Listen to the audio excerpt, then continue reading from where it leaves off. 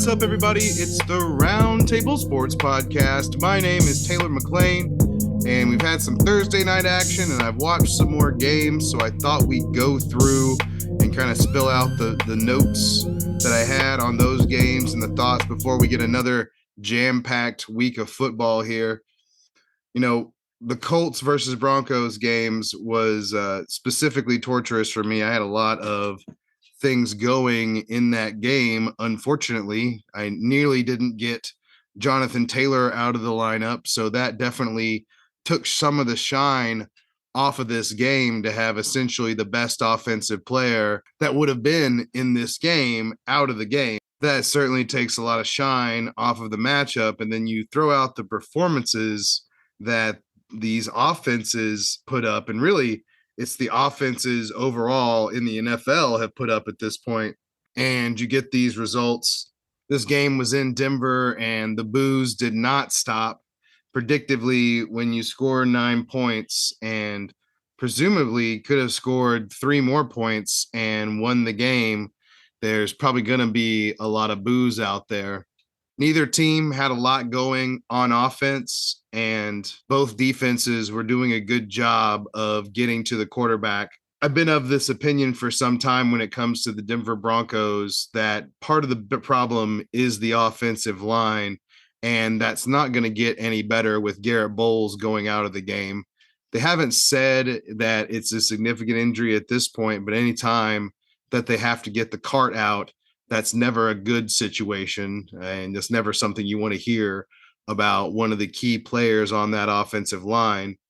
Melvin Gordon still managed to break loose on a couple, but overall, I don't think this team is a plus in the running game necessarily, although the running game nearly won them the game today, so that is part of it, but I don't think they're in such a dominant position where they're going to be able to mask over the deficiencies they have overall. I hesitate to say that it's all Russell, and it's not just because I've been on Team Russ this whole time, which looks really bad up until this point, but it just doesn't feel like schematically that they have everything going on in the same direction. It feels like the sum of the parts that they have should lead to more. I really like Jerry Jeudy and Courtland Sutton. Jerry Jeudy doesn't feel like he's on the same page as Russ at all. And then Courtland Sutton seems to come in and out of looking like a number one guy and not looking like a number one guy. It felt like for a time there, they were able to take him out of the equation. And with the tight end position being a little bit in flux, Okwebanon not being all that we had hoped when we were drafting him in fantasy. And then Salbert, I'm not 100% how you say his last name, but he looked fine, but he's probably more of a guy than he is a plus starter.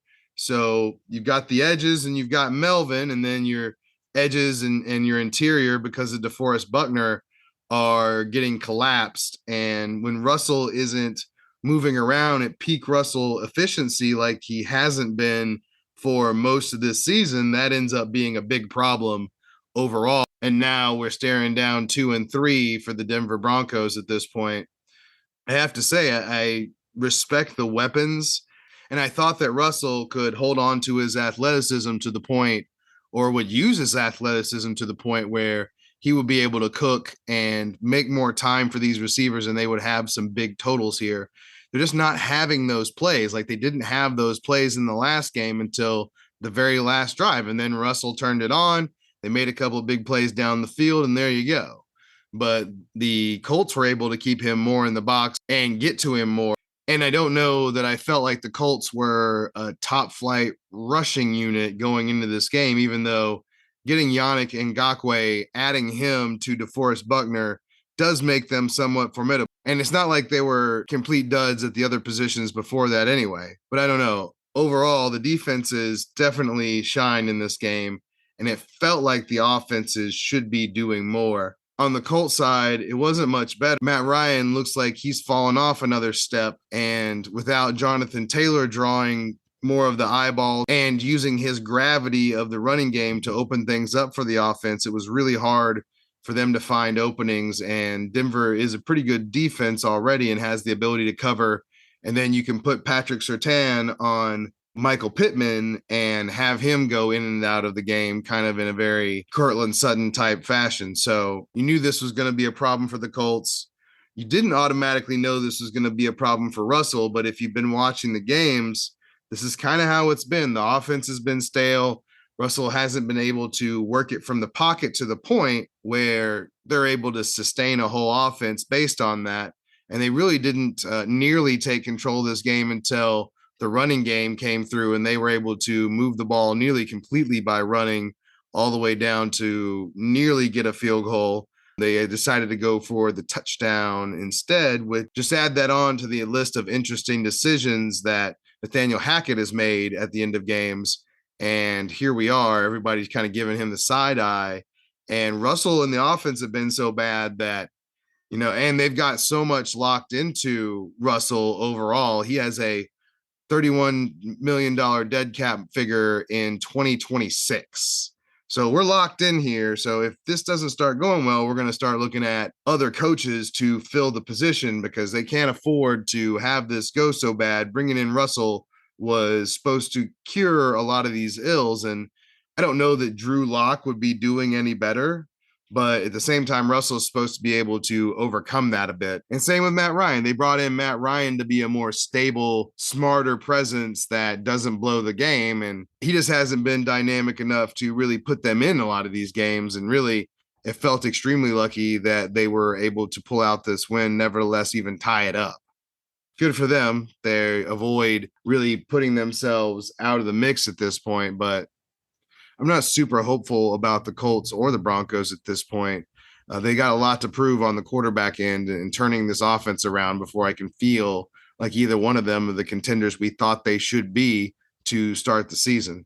Another game I watched pretty intently was the Philadelphia Eagles winning over the Jacksonville Jaguars. I'm extremely interested in both of the quarterbacks in this game, which was the reason that I watched it. Philadelphia is going to be in the mix when it comes to the playoff race coming up in the NFC. So to see what Jalen Hurts looks like with the offense and see how the defense looks, I just want to get a feel for them because it's something that we're going to need to have a feel for going forward, barring some sort of Jalen Hurts injury. The good thing is, if I feel like any of the running quarterbacks are substantial enough to take the hits and to hold up to having to run the ball as much as Jalen is running the ball currently, it is Jalen Hurts that I feel like can do that. He's a weight room legend in Texas and lifts with the linemen, so to speak. You can really see it when he's out there that he is thick through the thighs and through the core. And I think that when he's taking those hits, it's well different than someone like Kyler on the other end of the spectrum, who doesn't let people hit him with good reason. It's just different for him. So Jalen out there, I'm much less worried about the way that he's having to do things because he is having to mix his legs in there to make his quarterback equation, equal something positive. He has gotten better, though, it seems, at reading the field and playing the quarterback position from within the pocket as well, which is ultimately where he'll reach his upside. Is he can hurt you from the pocket as well as on the edges. That's always been where he will ultimately be his best, is if he can maximize that part of his game, because that's the part of his game that traditionally has been lacking. He's been building up his quarterback skill. And if anyone has done a good job of incrementally getting better each year, it's been him. Because you can tell that he puts in the work and that he wants to win, no doubt. You can see it just oozing off the film that the guy wants this. It's just always been, does it have to be a situation where he only gets to read like half the field? And then if you can kind of turn him into a quarterback that has to make more decisions, then that's when Philadelphia gets in trouble. If he can take that away from defenses and round his game into that part of it, then he will be a complete quarterback because he has all the other physical tools that he needs to get that done. The arm strength isn't out of this world. Like, I don't think he throws the ball as hard as Trevor or, the next tier up, which is Justin Herbert and Josh Allen, but he also doesn't worry me at all as far as the arm strength goes either. It's there and it's more than functional. So it's just a question of how accurate can he be? How well can he keep his feet in line? How tight can he keep his footwork when in those moments where he's 5 to 7 step dropping back? And then that way, when teams are able to take the edges away from him, he's unaffected. He can just rely on that part of his game. It's easier said than done, but we're talking about like Josh Allen. If he can develop his accuracy to the point that Josh Allen has, he doesn't have the same arm or the same physicality, but it's a knockoff version enough where he could make it work for sure. So to see him with Miles Sanders out there and to see them run the ball the way they did is pretty intimidating. They were able to take a Jacksonville Jaguars front that is better at rushing the passer, but still isn't a punk at all and had been doing well going into this. They were able to manhandle them at times to break runs. And with Miles Sanders combining his speed with Jalen Hurts, I thought that was specifically impressive to have both of those guys back there, because if one's going one way and one's going the other and you hesitate a second on either side and that guy has the ball, they're going to run by you. And they showed you in the film when Miles Sanders, they finally used him correctly and gave him the bulk of the carries, and he produced in a big way. He's fast and shifty, and I love the way he strides and moves at the same time. There's something very fluid about it for a guy that shifts as much as he does. And yeah, he's not as big, and maybe you're trying to shield him from holding up a full season and not having the wear and tear of some of the goal line stuff. And you mix in Trey Sermon in this game and Boston Scott and others along with Gainwell, and maybe you can do that because you're going to need to lean on this running game too. It's this Jalen Hurts thing where he's turning into Tom Brady over the night isn't happening right now. You need to be able to work everything else while he's building up to that. And the time's coming where he's going to need to do that if they are going to be a serious contender, because at some point in the game, typically, unless you're sitting on a huge lead, the game is going to boil down to your ability to pass from the pocket. It just does. It's how it happens to Lamar. It's how it happens to Kyler. And now Jalen, and it's a question of can they advance their passing game and their accuracy on a consistent basis to the point where they're a threat from that action as well. And of course, adding A.J. Brown to that does everything in the world to help Jalen Hurts. He has been dominant, and I love the way that he looks out in space when Jalen is able to get him the ball. So adding him to Devontae Smith, who has been very up and down and seemingly just not needed at times. Like if they don't have somebody that can body AJ, then they just don't need Devontae Smith at that point and don't tend to use him. It's been interesting how that has boiled down. They haven't really had a lot of fluff on the outside for other things other than the running game and AJ Brown. And there's some Dallas Goedert mixed in there too. And I like Dallas Goedert a lot. He's fluid and explosive. I think they're talented, and I like the way the line, even without their left tackle, looked. The left tackle replacement didn't look like a chump. Count me in as far as them being a problem for people in the NFC. Once again, it's going to come down to if somebody can do the Tampa Bay to them and keep Jalen drawing within the lines. Can he draw within those lines? That's what it is. There's coloring with outside the lines. When somebody's been able to take that away from you, what else can you do? And that's what Trevor's going to come up against too, is what happens when teams take away what you like to do. And they made it tough on Trevor today with the rush. 4 sacks doesn't really seem to describe it. It seemed like he was under more duress than that throughout the day. And they had a really tough time moving the ball on the ground as well. I don't put that on Travis Etienne and James Robinson. Not that they were great necessarily, but they are really good running backs. So this truly was a test in the trenches, which I think is where the Dallas Cowboys, Philadelphia Eagles games will be won, is in the trenches between these defensive lines and the offensive lines. It'll probably depend on who's healthier at the time, but it's going to be interesting because you saw today that in this game that outside of one big Cam Robinson pancake, there wasn't a lot to write home about for this offensive line. Not to put it all on them, Trevor is still developing overall. There's no doubt about that. But he's taken steps too. The game isn't quite as fast as it was last year, but it's still pretty fast for him. And then you throw out not having Zay Jones and taking a big part of their speed game off the field, and that really hurt them as well. You need Zay Jones out there to push the other options down one more peg, because once the options kind of come up one more peg, it gets a little uglier really quickly. And Christian Kirk isn't a de facto one type guy. Neither is Zay Jones either. So you kind of need both of them out there, crissing and crossing and going every which way to truly make this work. So that actually hurt them a lot more than I thought it would overall. But once again, it's about the line. It's about holding up on the edges for this team. And that's been the big thing, as I've been giving Cam Taylor on the right side some side eye from minute one that he's been in here. And I was super disappointed to see that he is still manning the right side. So that's a problem. Cam Robinson is one thing. He's a mauler in the run game at the very least, but still I just haven't been impressed overall with that part of it.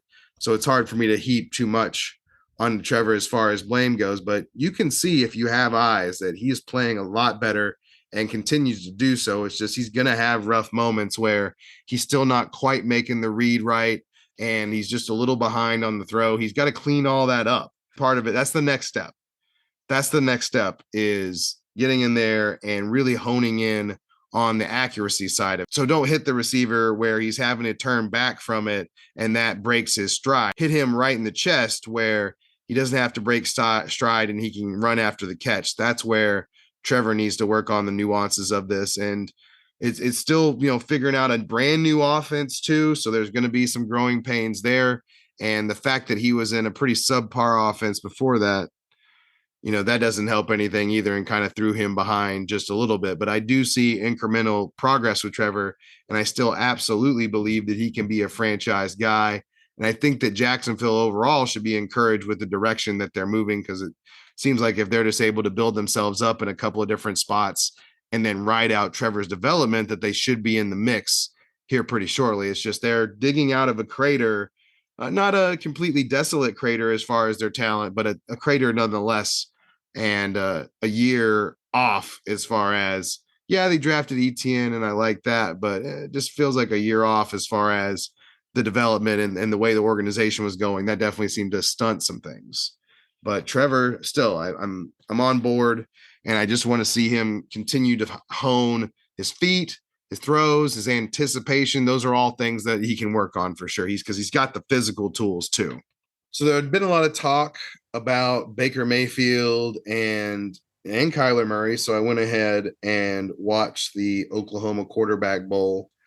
And I have to say that I had well higher expectations for both of these quarterbacks so far. Kyler, maybe this is exactly how I should have expected him to look overall without DeAndre Hopkins, because this is kind of how he looked without him before. But I just wanted to see some growth in the offense. And you know what? I guess I have a bit.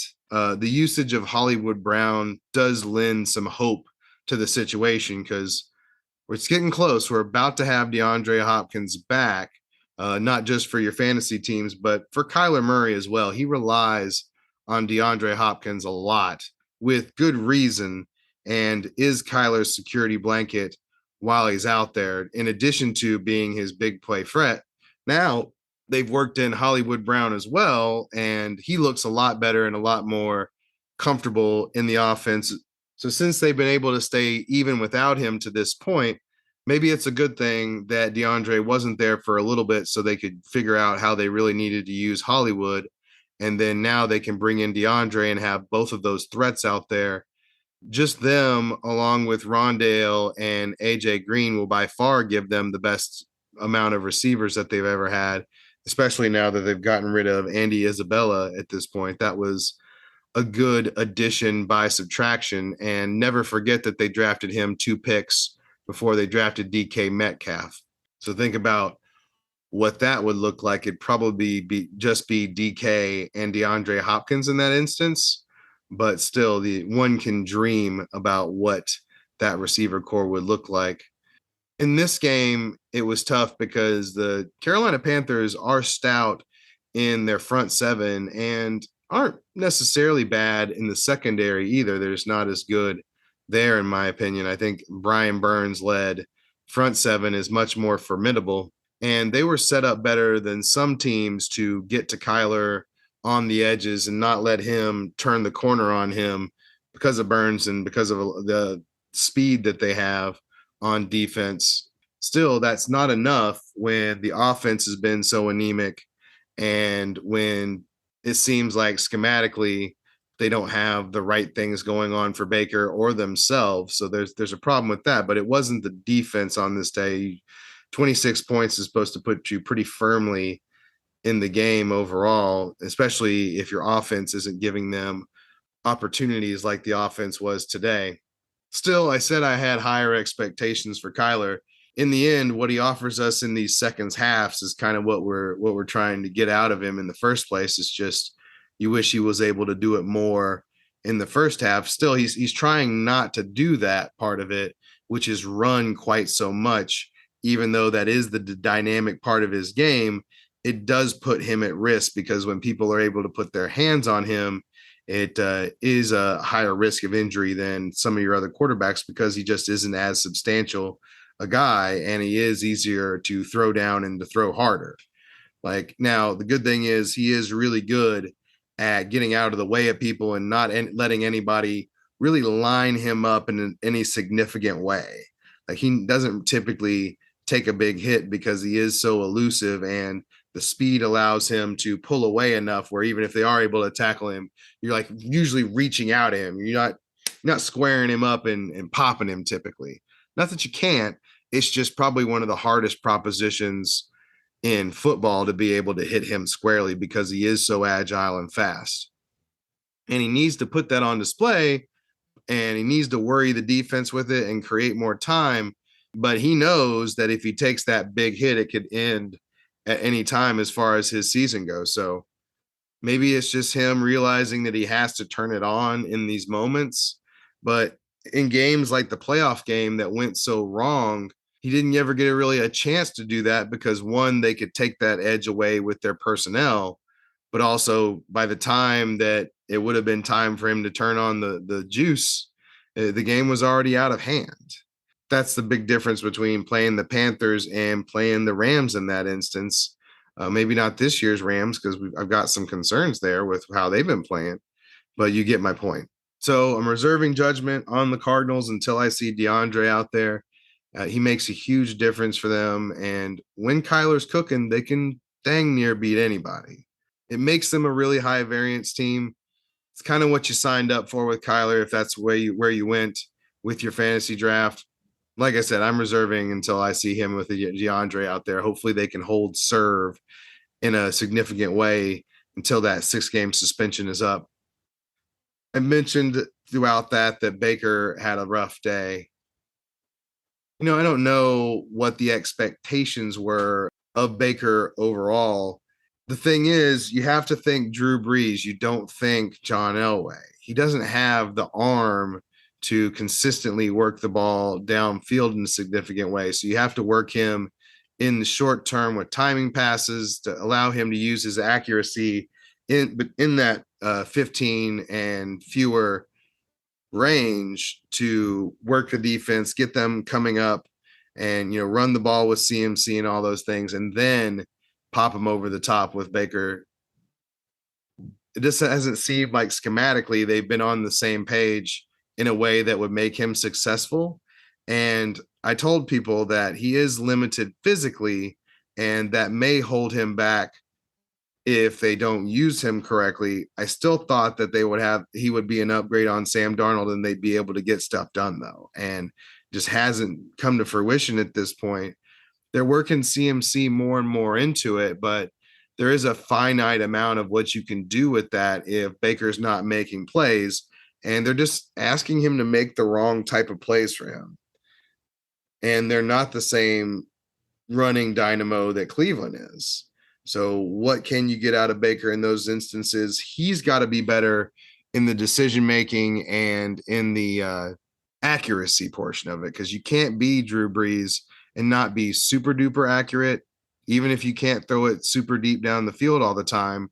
And then you have to get those third downs. You have to make smart throws, and you definitely can't throw picks like Baker has been throwing. But you also have to give him time too. And the offensive line has been a little porous on that end. He's not good with the pressure part of it. That's another big issue. That's the big issue with Kirk Cousins. He reminds me a lot of Kirk Cousins in that way. And they need the play action, they need the extra time to decision make and the like. And the Panthers just schematically haven't had that. They haven't been in a good enough position to be able to do that. And it's been producing some really, really crappy results. So they're going to have to fix the offense part of it, not just the Baker part. I don't think Sam Darnold is going to be able to make this thing work schematically either. He's got a bigger arm, so that's one thing, but still the decision making is even worse. And then on top of that, he's got catastrophic decision making sometimes where he'll try to fit one in and then the inaccuracy will pop up and it just turns into a disaster. So I don't think that Sam Darnold's the answer. I think that fixing the offense overall to better suit Baker would be where you would want to go there. But that may not be in the cards. Not everybody has the ability to adapt to those things. So there you go. It was good to see Austin Eckler hit the end zone again.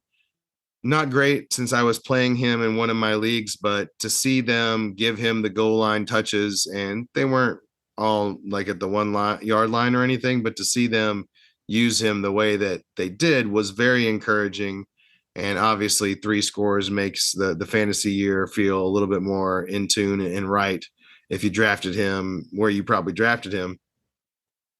Still, I was a little concerned overall with the Chargers running game. I had higher hopes for this offensive line when the season started, and I get that they lost Rashawn Slater and Corey Linsley, so that's a big part of it. But I kind of had hopes for the rest of it too. So I was hoping that even with those losses, that they'd be a little bit more continuous and that they'd be able to move the line a little bit more. And it just hasn't been there as much to this point. The Slater's the big part of it. And Justin still isn't moving around quite as fluidly as you would like, even though I don't know how any of us would be moving with the rib cartilage injury that he had. I've hurt rib cartilage before, and it is extremely painful. So to have to torque your body the way that he's required to throw the ball the way he does, you got to think that that hurts just a little bit more. He looked like it wasn't too bad for him, and he still made some really on point throws.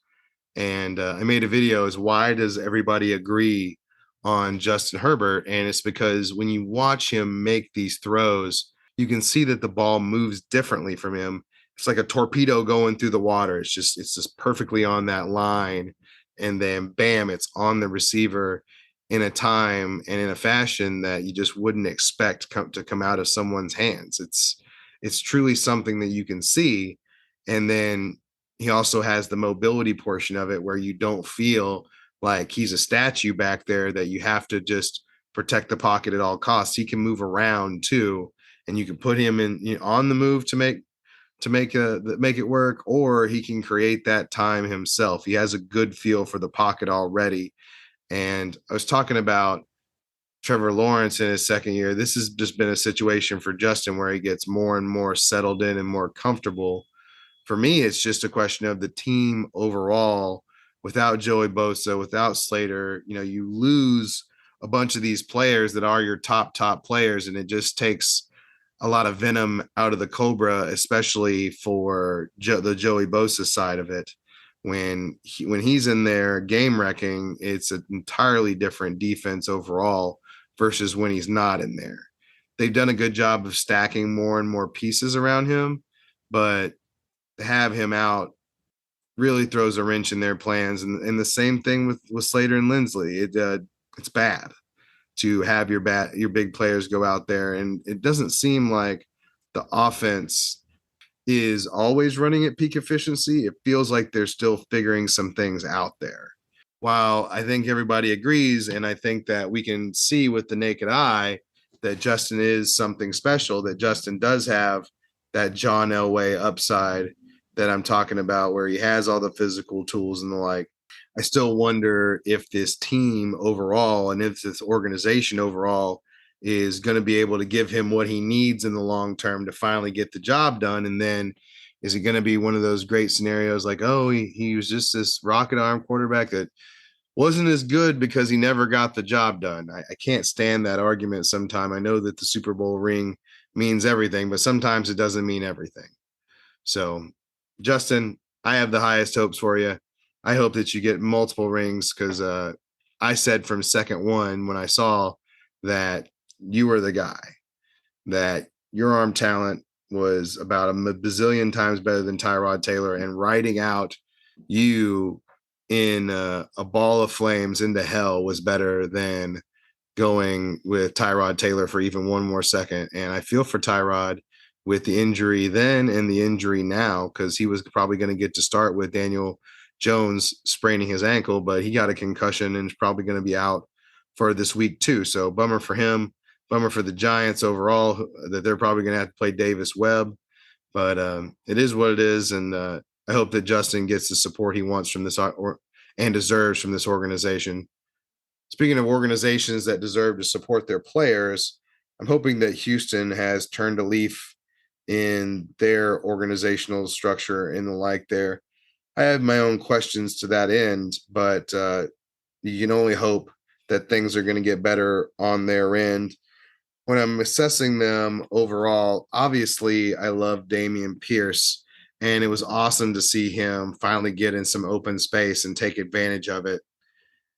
I got to think that he's going to continue to get the bulk of the rushes, and they didn't even give anyone else a carry in this game. Although Rex Burkhead is definitely still involved in the passing side of it and is still in use, they've come to the conclusion, it seems, that Dameon should be getting the rest of the work, and I hope that he's able to work himself into more of the passing work overall and continues to round out his game. He's still impressive overall, and there's a reason that they knew he was their guy when they see this guy run, because he does run so hard, fast, and strong that it's pretty much undeniable that he can be one of the guys in the NFL. The question is, can Davis Mills be one of the guys in the NFL? And I have some doubts on that end. It's especially apparent when you watch him versus Justin Herbert. He's less mobile than Justin Herbert, which is a problem in and of itself, but he also doesn't possess the same overall arm talent that Justin has. It's a plus arm, but it's not a plus arm. And that's a big difference when you're talking about someone that is as stationary as Davis Mills is. It's not the Jared Goff level of stationary where he's getting fetched by defensive tackles likely, but he's not outrunning hardly any of the defensive ends to that point. So to think he's going to be able to take advantage of anything that isn't wide open space, that's going to be a folly, I believe. And then it doesn't seem like he has an advanced feeling in the pocket at this time yet either. That's something that can develop, but I don't feel like I see plus upside on that end either. So you're really going to have to set that pocket for him, which is the hardest thing to do in the NFL at this time, is get a really wide open set pocket on a consistent basis. And then you have to hope that he develops the mental side to the point where he can become one of those guys like Joey B and like Tom Brady that are plus decision makers. I saw a lot more out of those guys at this point in their career. Maybe I didn't get to see Tom Brady at that point as much to this level, but Joe, Justin, those guys already had a better feel for all these things at this point in the mix. And then when you don't have that same physical upside, I don't know that that's where I'd want my organization to be putting all its eggs at this point, especially when the Texans are going to have a shot at CJ Stroud or Bryce Young or even Levis, maybe if they play a little bit better than what they're doing so far. The good thing is that this team is good enough to keep them in games, but it doesn't feel like it's good enough to win them at times. So you're probably going to get that chance. Hopefully so, because I don't believe that Davis Mills is the guy going forward. Like, I believe Trevor could be the guy and be a franchise guy. I don't think that Davis Mills has that same upside. Yeah, if he advances, like if he has a Josh level renaissance as far as his accuracy goes, then he can be an effective guy. But will he ever become the decision maker to be a franchise guy? I'm just not as sure. And if you get that chance, if you're the Houston Texans, I think you have to go there, because I don't think that he's shown that type of upside that you want to have to totally commit to him going forward. Not that he can't be a great stopgap in the interim, and you can try, but I just think on this viewing that and the previous viewings that my Davis Mills optimism has soured just a little bit. That it's still possible that but I don't think I would want to go there. But at the same time, that's kind of how I felt about it then too. When I saw him last season, is okay, great stopgap. You don't get to pick this year, so you don't get to pick one of the quarterbacks. Fine. There's not a plus guy where you would have been drafting anyway. Not that you had a choice, but give up that pick. And then now you're going to be bad. You're going to be up around that area, and you still need to fill out the rest of your roster anyway.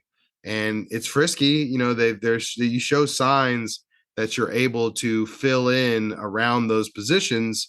And I think Texans fans should be happy with that, because that's how you're going to get out of this ultimately is, you're going to get your franchise quarterback guy, but then you're also going to have an organization that's able to draft yourself out of the talent crater that you are drafting yourself out of after the Bill O'Brien era of going for it over and over again, and then making some bad draft picks that really left the cupboard bare to build from.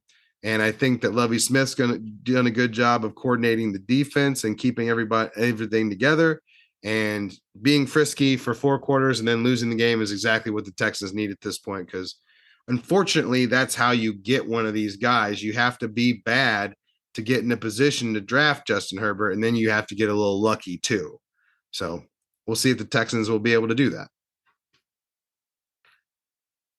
Well, that's me unloading the bag at this point. It's been a little crazy this week, figuring out some of the content and then working on some non-football stuff that I had to get done this week. So we're a little late on the podcast, and it's a little shorter than I like it to be, but I hope you find it interesting. Hope we talked about your team. I hope you're watching the videos. I'm going to be doing more of the film breakdowns. I hope that some of you have come on board with that. After seeing those are a lot of fun to go in and break down the coaching film. That's the angle that the coaches watch it from, which is from behind, so you can see kind of how the play went down with the linemen, with everything in the front seven and the like. So I enjoy watching those with everybody and kind of commenting in a podcast kind of style, but with you getting to see the nuts and bolts about why I feel these ways about these games. Because I went back, I watched them, and was able to compare them to everything else that I watched for the week. And that's where I form my opinion. So there you go. And if you've gotten to this point and haven't done so, download the podcast. Let me know that you're here and listening. We're going to unveil the commercial for our new sponsor, hopefully at the beginning of next week. So look forward to that. I know nobody likes listening to a sponsor, but to have your podcast that you like listening to sponsored is a big deal. That means that I'm going to get to keep going and chase the dream here. I appreciate your time helping me do that, and I hope you have a great rest of your day.